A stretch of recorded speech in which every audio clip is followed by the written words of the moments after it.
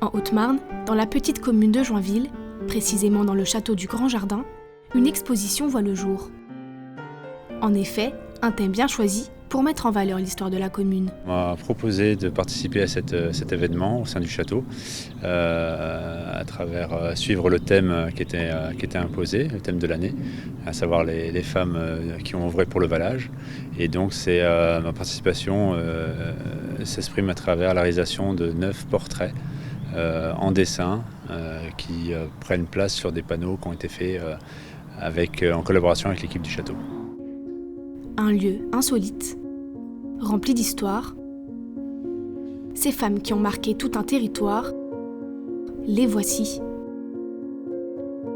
Éducation, charité, femmes de lettres, mathématiciennes, elles ont toutes eu leur importance. Eh bien, je pense que c'est une très bonne idée, enfin on reconnaît leur valeur à ces femmes qui ont souvent œuvré dans l'ombre.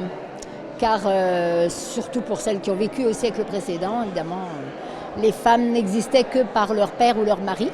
Donc c'est très bien, c'est dommage qu'il ait fallu attendre tant de siècles, mais bon, il n'est jamais trop tard pour bien faire et voilà, c'est parfait, c'est très bien qu'on signale leur capacité à gérer des choses tout aussi bien que des hommes, bien sûr, et parfois mieux. L'Office du tourisme le reporte également.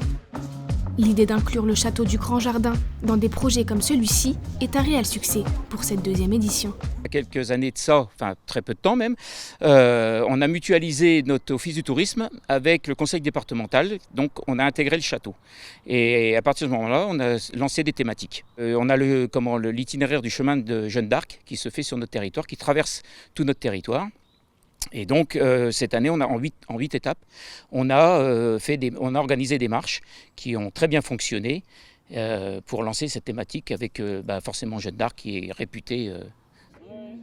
Si les portraits des 9 femmes ont pu être réalisés, les recherches pour y parvenir ont pris énormément de temps. Il a fallu remonter au siècle dernier pour suivre le parcours et les passions de ces femmes, à l'aide de livres, de photographies ou encore de recherches approfondies avec les familles concernées. Un travail rigoureux qui a porté ses fruits.